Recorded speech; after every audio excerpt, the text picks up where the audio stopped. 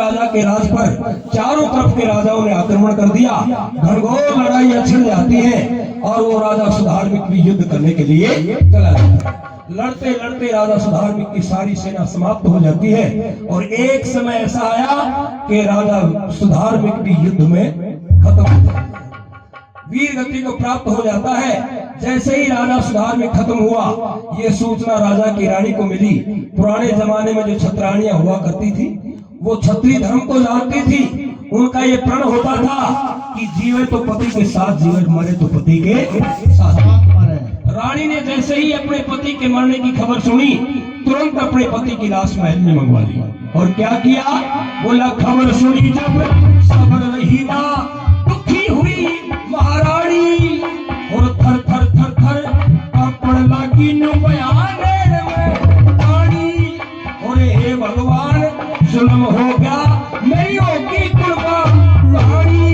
मैं पति के संग में सती बनूंगी, मैं छतरी की छतरानी। पति के संग में सती बनूंगी, छतरी की छतरानी। पति के संग में सती बनूंगी, छतरी की छतरानी। डूबोली में कर दूं अमर निशानी जग में,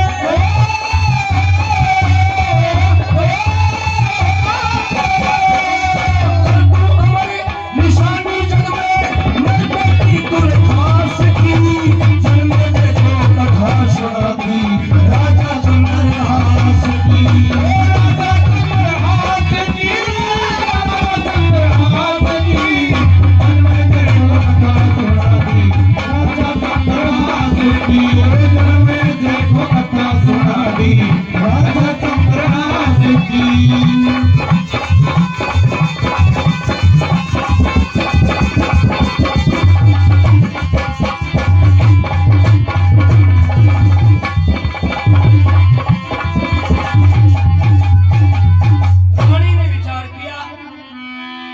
खबर सुनी जब सबर रही ना, दुखी हुई महारानी, थर थर थर थर कांपड़ लागी बह नैन से पानी। हे भगवान, जुल्म हो गया, मेरी होगी कुर्बा गानी।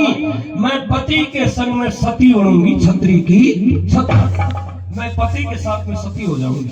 रानी ने अपने पति की लाश महल में मंगवा ली और महल से बाहर एक बहुत ऊंची चिता तैयार करवा ली और रानी अपने पति के साथ में सती होने के लिए तैयार हो गई। लोगों, जिसको अभी 6 महीने का समय हुआ था, बेटे को जन्म दिया था, कच्चा शरीर था, रानी अपने पति की लाश को गोद में उठा लेती है और उस चिता की तरफ रवाना हो जाती है। बताया कवि ने कि ये होनहार दिन पहला धरती परमेश्वर की माया और पति के संग में सती बनूं, रानी ने मता उपाया। फिर लाश पति की लेके चली तो थर थर हली काया, क्योंकि 6 महीने का बेटा रोया जब हिया उजड़ता आया है। 6 महीने का बेटा रोया हिया उजड़ता आया है। 6 महीने का बेटा रोया हिया उजड़ता आया।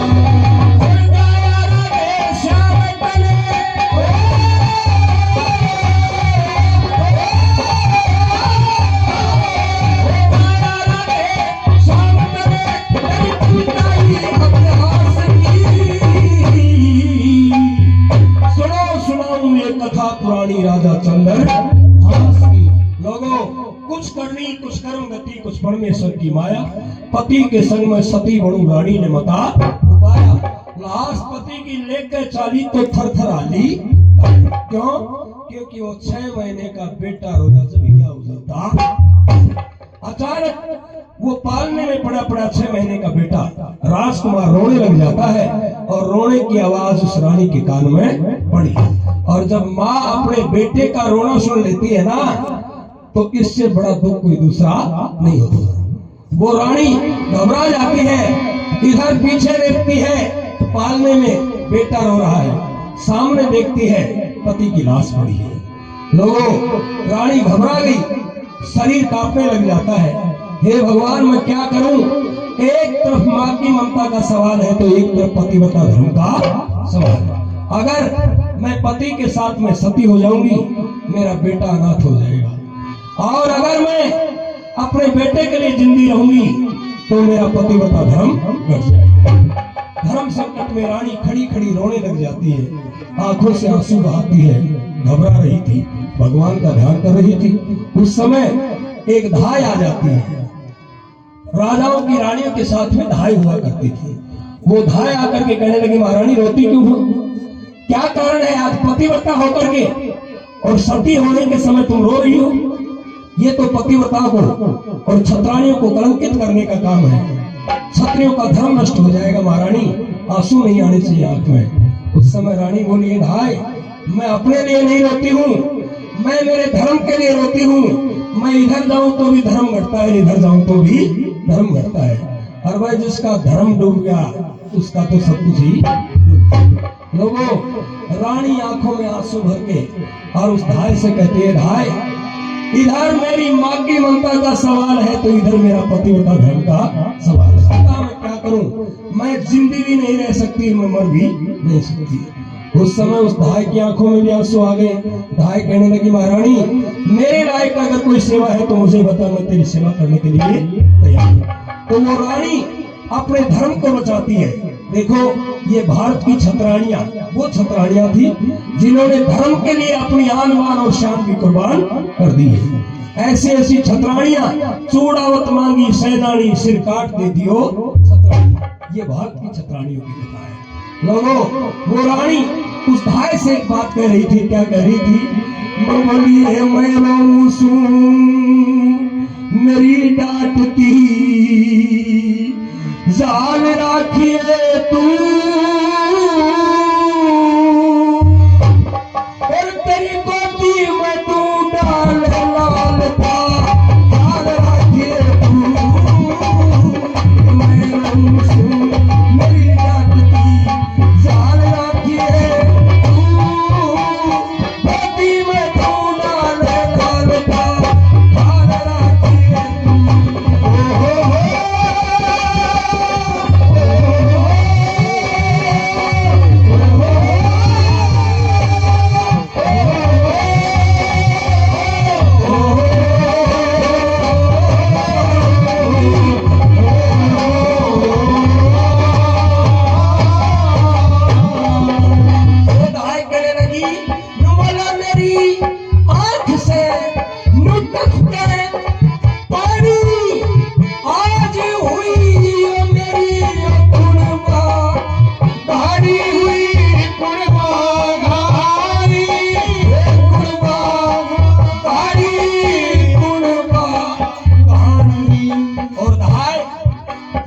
कृष्ण को जन्म दिया था यशोदा ने जी, लेकिन उसका पालन पोषण किसने किया?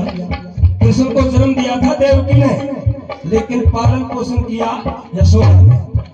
तो उसी तरह से आज उस नंदरानी की तरह, हाँ नंदरानी की दाल मेरा नंदलाल राखिए तू, मेरी गोदी में दाल मेरा दाल राखिए तू।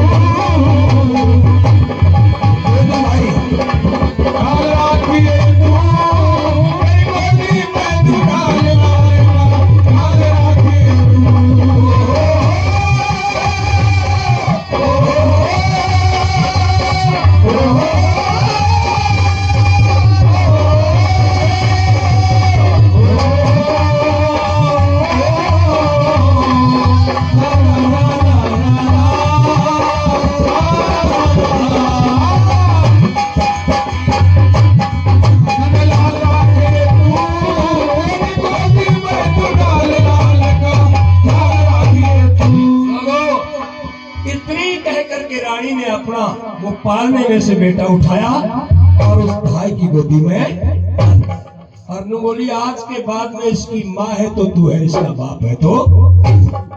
इतनी कह करके भाई को अपना 6 महीने का बेटा कलेजे का टुकड़ा सौंप देती है। और वो पतिव्रता रानी अपने पति की लाश को लेकर के चिता पर चढ़ जाती है। सूर्य भगवान से प्रार्थना करते कि हे भगवान, अगर मेरा धर्म अटल है, कभी सपने में भी मेरा धर्म नहीं देगा, तो आज मेरी इस चिता में अपने आप अग्नि प्रज्वलित हो जाएगी। लोगों, उस पतिव्रता के धर्म के प्रताप से अपने आप चिता में अग्नि प्रचंड हो जाती है। धू धू पर अग्नि जड़ी, धू धू पर अग्नि जड़ी, और नगरी देखे सारी, और वो 6 महीने का लाल छोड़ के वो रानी हुई राम की। 6 महीने का बेटा छोड़ करके और वो रानी भगवान की प्यारी हो जाती है। अब वो लड़का राजा का राजकुमार, जिसका पिता भी मर गया और जिसकी माँ भी मर गई, धाय की गोदी में आ गया। सुनना, ये बड़ी रहस्य की कथा है। धाय ने विचार किया कि इस नगरी में चारों तरफ लड़ाइयां छिड़ रही है, हो सकता है कोई राजा गुस्से में आकर के इस निर्दोष बालक को भी मार देगा, इसकी रक्षा करनी चाहिए। शरणागत की रक्षा करना पहला धर्म होता है। सज्जनों, भाई ने विचार किया इस नगरी में रहना ठीक नहीं है। क्यों? यहाँ चारों तरफ लड़ाइयां छिड़ रही हैं, पता नहीं कोई इस राजकुमार को मार दे। इसलिए कहते हैं कि जहाँ महरम कार यार ना हो, दुख कहना ठीक नहीं है, और जहाँ धर्म पर संकट आ जाए, ऐसी नगरी में रहना ठीक नहीं है। छोड़ देना चाहिए उस नगरी को। लोगों, रात का समय था, घनघोर घटा छा रही थी, बिजलियां कड़क रही थी, बादल गरज रहे थे, चारों तरफ आंधी और तूफान थे, काली रात थी। वो धाय अपने उस राजकुमार को गोदी में उठा लेती है। यहाँ से रवाना होती है रात के समय। बताया कवि ने कि माया थी भगवान की और वो किस्मत पलटा खा गई, और केरल देश छोड़ के चली वो तो कुंतलपुर में आ गई। एक कुंतलपुर नाम का दूसरा देश था, जहाँ राजा कुंती भोज राज करते थे। उस राजा के राज में वो धाय अपने बेटे को लेकर के रातों रात आ जाती है, और उस नगर से बाहर, कुंतलपुर से बाहर एक सूना मकान था, उस कुटिया में अपना रहना सहना शुरू कर देती है। दिन उगते ही नगरी में जाती है, मेहनत मजदूरी करती है, कहीं झाड़ू लगाती है, कहीं पोछा लगाती है, कहीं बर्तन मांजती है, कहीं भोजन बनाती है, कहीं कपड़े धोती है। ऐसे मेहनत मजदूरी के काम कर करके और वो धाय कुछ पैसा कमाती है, भोजन खरीदती है, भोजन लेकर के आती है, पहले अपने राजकुमार को खिलाती है, फिर खुद खा लेती है। उस राजकुमार का पालन करने लग जाती है वो धाय। 6 महीने का लड़का लेकर के आई थी। उस नगरी में रहते रहते उसको 5 साल पूरे, 5.5 साल का लड़का हो गया। लेकिन लोगों, ये ताड़ कभी किसी की ताड़ नहीं करता है। धीरे धीरे समय बीत गया उस नगरी में, समय बीत गया उस नगरी में, पर वह किस्मत साड़ा कर गई, और उस राजकुमार ने छोड़ के वह धाय एक दिन, एक रोज ऐसा आया कि उस राजकुमार को छोड़ करके वो धाय भी भगवान को प्यारी हो जाती है। धाय मरी, पछाड़ खा के गिरी, लड़का रोने लग गया और धाय के सीने से निकल जाता है। माँ माँ कहता हुआ वो लड़का रो रहा था, लेकिन उसको माँ सुनने वाली और बेटा कहने वाली वहां कोई भी नहीं। वो लड़का रो रहा था, माँ माँ एक बार मुझे बेटा कह करके बोल, माँ मुझे भूख लग रही है। लेकिन वहां उसकी सुनने वाला कोई भी नहीं था। लोगों, कुछ नगरी के लोग आ जाते हैं, अरे बद्री का सारा बैठा देना 2 मिनट।